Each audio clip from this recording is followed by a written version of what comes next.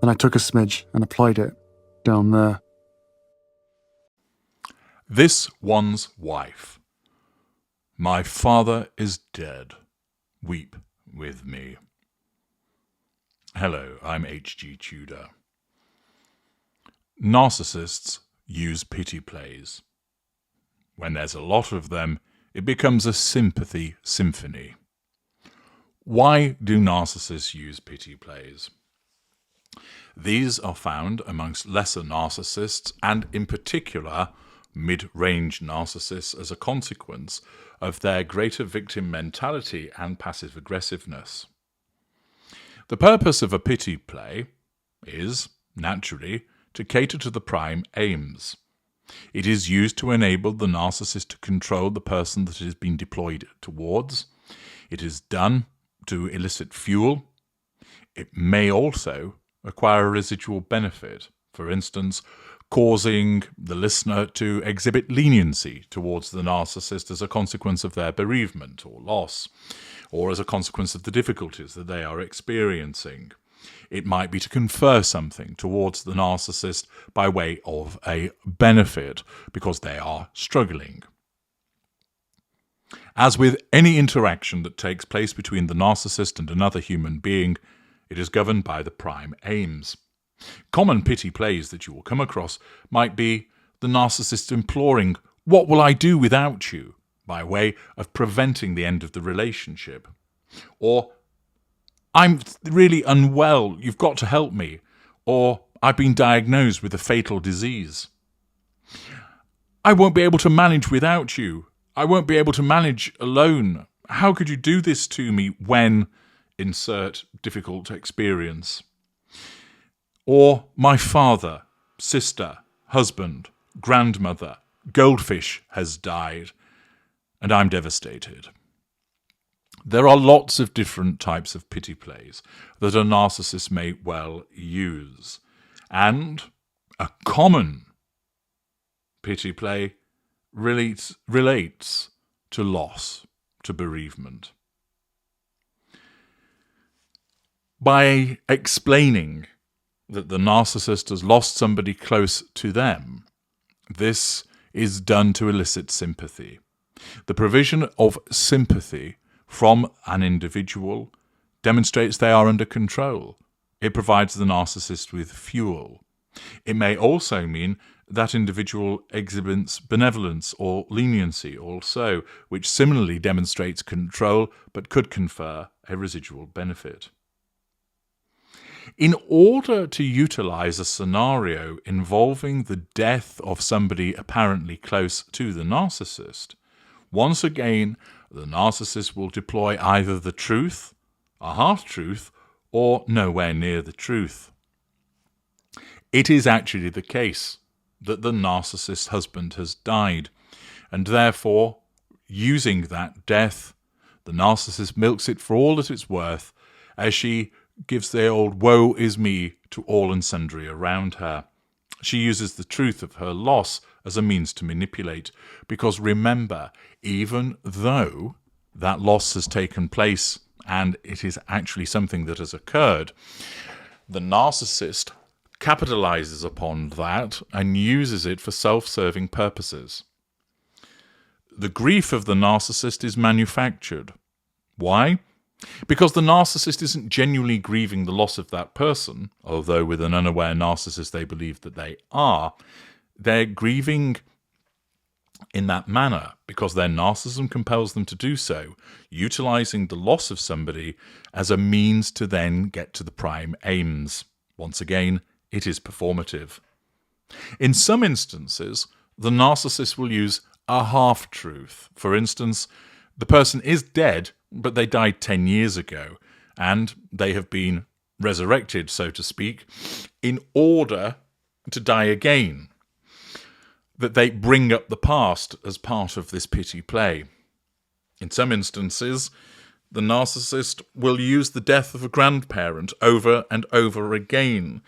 They are dead, they died 10 years ago, but this is the 7th time that they have died as a means of being used as a pity play. Or in some instances, it's a total fabrication. that the individual is actually alive and may even be well, but the narcissist has claimed that that person is dead in order to pursue the prime aims. Having no emotional empathy, they do not care for the ramifications of claiming that somebody is dead when they are alive. The fact is, the narcissism chooses the pity play using bereavement and then may use the truth, the half-truth, or a complete fabrication.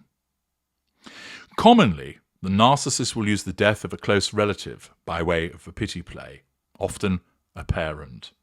And what would be the scenario, for instance, for this one's wife with regard to her father? As you know, she has disengaged from Thomas Markle Sr., who, although is suffering ill health, remains alive. However, to this one's wife, he is in effect dead to her because she is disengaged from him. She asserts control over him by staying in a position of withdrawal. She doesn't draw fuel from him, she can get that elsewhere. He serves no useful purpose with regard to character traits or residual benefits. And therefore, on the occasions that he comes up on her radar, she simply stays in that position of withdrawal to assert control over him and does nothing more in relation to him. However, on his death, this one's wife will undoubtedly unleash a pity play in respect of his demise.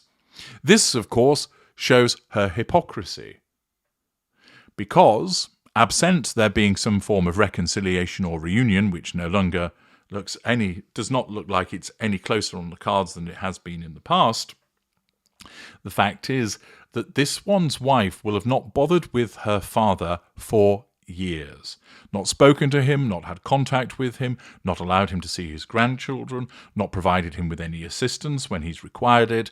She has simply cut him out of her life by means of disengagement because he serves no meaningful purpose to her, and she can assert control over him by staying in the position of withdrawal. Yet, at some point, when Thomas Markle Sr. does die, you can anticipate that this one's wife will come crawling out of the woodwork, laying on the false tears, talking about what a wonderful father that he was, and milking it, because she wants people to feel sorry for her loss. Even though many people will not, and they will regard her with the contempt that she deserves for her hypocrisy, this will not stop her from seeking to capitalize on that sad event for her own purposes. The narcissist will do it even where they have maintained a close relationship with the person that has died, the parent. But even a narcissist will also do it where they've not bothered with them. The fact is, what matters is the ability of the narcissist to assert control over people around the time of that death in that moment. And thus, this one's wife isn't plagued by guilt. Her conscience isn't pricked. She doesn't feel bad for having never bothered with him for years. She doesn't feel that she's out of order for now lamenting and grieving his death. No. Her narcissism dictates that it's entirely appropriate, and, through twisted logic, tells her that it's only right and proper that she expresses her loss. Other people watching will see it as rank hypocrisy. She will not.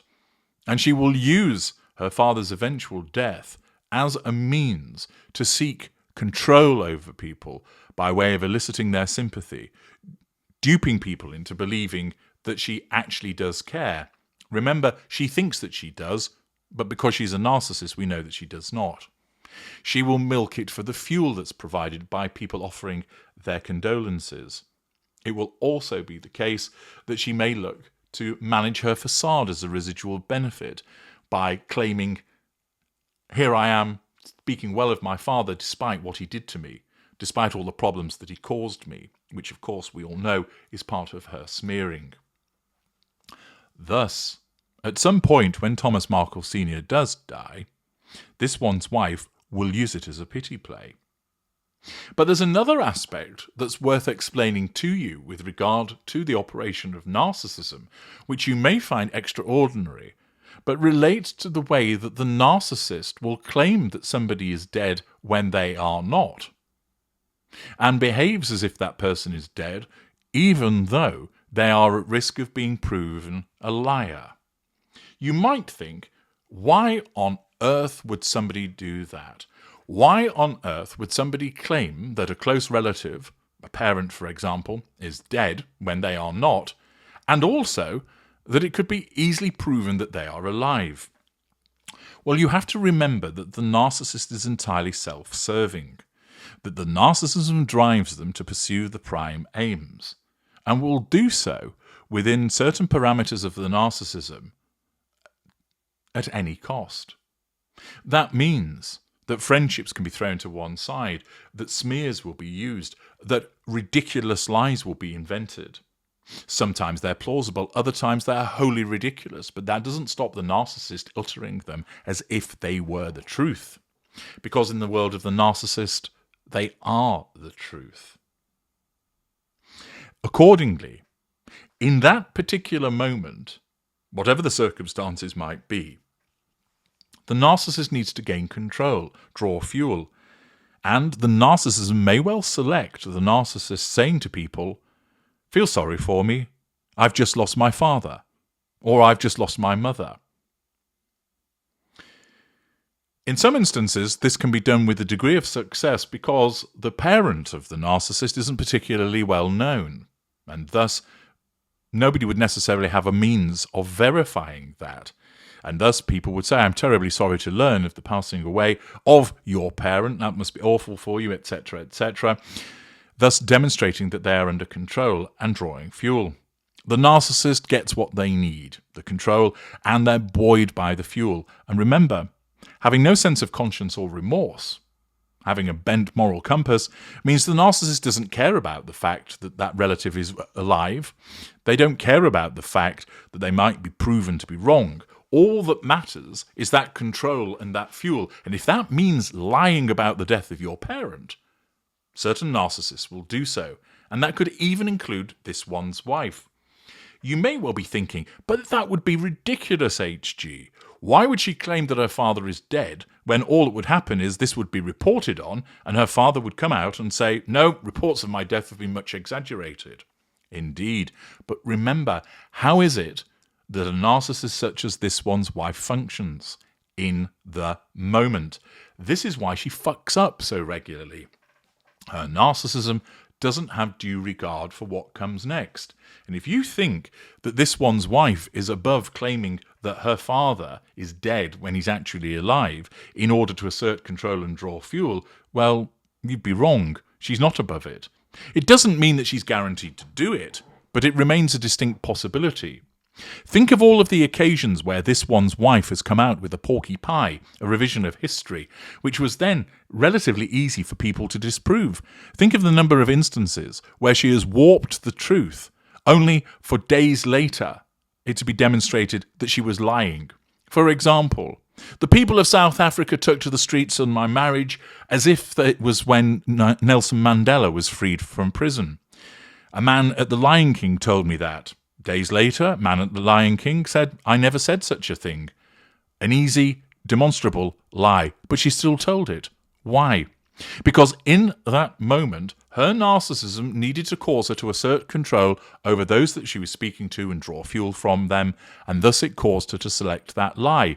It doesn't think about, can this be disproved? How easy would it be for someone to demonstrate this is the case? It doesn't take into account, well, she's rather famous, so people do have regard to what she says and scrutinise it. Take, for example, the infamous near-catastrophic car chase.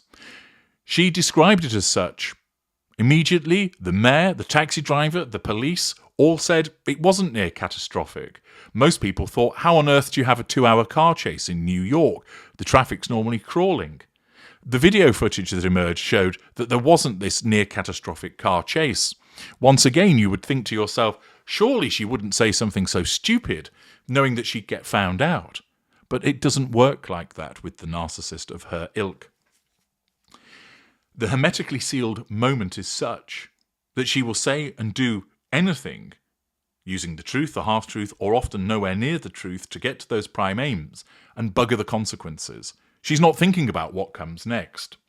And thus, narcissists could well claim that their mother, for example, is dead, when in actual fact, she's alive and well, and is chatting away with people on social media, as been seen down the local shops.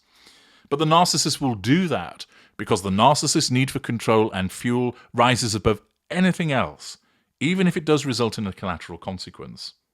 And thus, even this one's wife could go so far as to claim that her father is dead, only for him the next day to claim, no, that's not true.